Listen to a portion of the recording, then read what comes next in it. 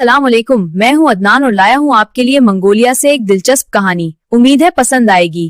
क्या कभी आपको ऐसा महसूस हुआ है कि हवा आपको कोई राज बताने की कोशिश कर रही हो?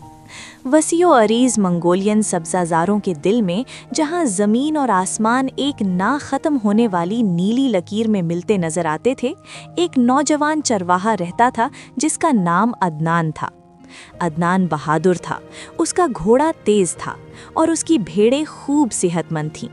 मगर आज सब्जाजार कुछ मुख्तलिफ महसूस हो रहे थे। जैसे ही सूरज ढलने लगा और बादलों को नारंगी और बनफशी रंगों से रंगने लगा, पहाड़ियों के ऊपर से एक अजीब सी आवाज आई।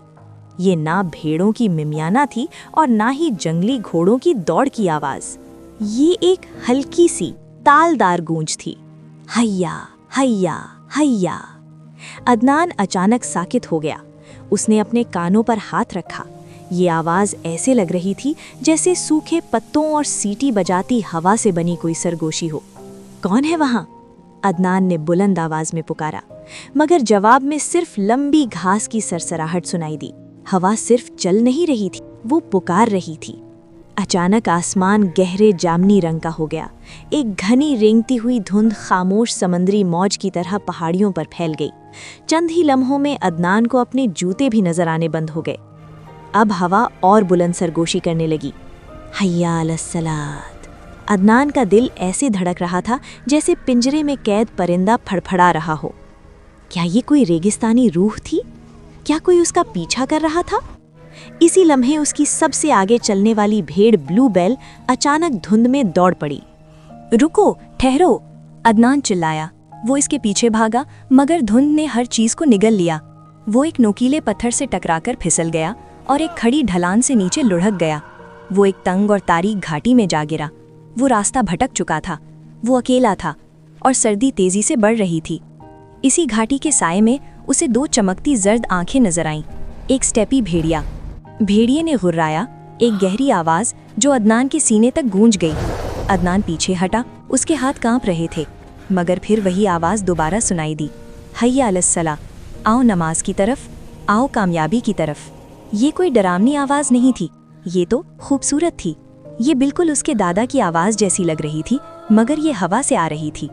तब अदनान को एहसास हुआ, ये मगरिब का वक्त था। अचानक उसके दिल में अजब हिम्मत जाग उठी। उसने सोचा, अगर मैं रास्ता भटक भी जाऊं तो मैं अपने रब के सामने खड़े होकर भटकूंगा। वो भागने की बजाय अपनी चमड़े की पानी की मश्क निकाल लाया। उसने ठंडे पानी से वुजू किया। सर्द पानी ने उसके हवास ताज़ा कर दिए।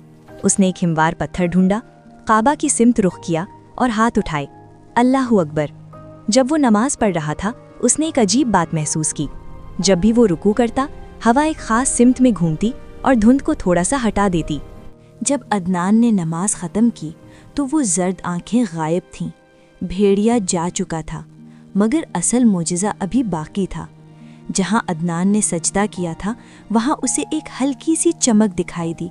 घास के एक गुच्छे के नीचे एक कदीम पथरीला निशान छुपा हुआ था, वही निशान जो सदियों पहले मुसाफिर रास्ता तलाश करने के लिए इस्तेमाल करते थे।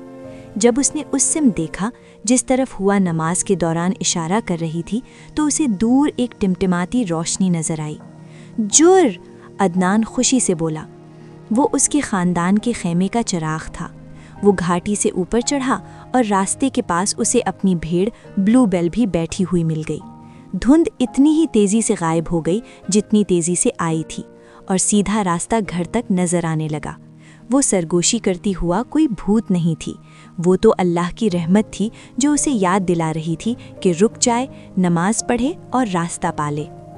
अदनान घर वापस आया तो उसके वालिदैन ने उसे गले लगाया और उसे नमकीन चाय का गरम प्याला दिया। उस दिन उसे समझ आ गया कि जब हम नमाज के ज़रिए अल्लाह को याद करते हैं तो वो हमें अंधेरों में कभी अकेला नहीं छोड़ते। नमाज सिर्फ एक फ़र्ज़ नहीं, ये एक कुतुब नुमा है जो हमें रास्ता दिखाता है जब हम भटक जाएं। जैसा कि अल्लाह ताला कुरान मजीद में फरमाते हैं, बेशक नमाज बेहयाई और बुरे कामों से रोकती है, और हमारे प्यारे नबी सल्लल्लाहु अलैहि वसल्लम ने फरमाया, क़यामत के दिन सबसे पहले बंदे से जिस अमल का हिसाब लिया जाएगा वो नमाज है। तो अगली बार जब आप अजान सुने या हवा की सीटी महसूस करें याद रखें, ये कामयाबी की तरफ आपकी दावत है। हमेशा नमाज की पाबंदी करें और मजीद खूबसूरत इस्लामी कहानियों के लिए लाइक, शेयर और सब्सक्राइब करना मत भूलिए।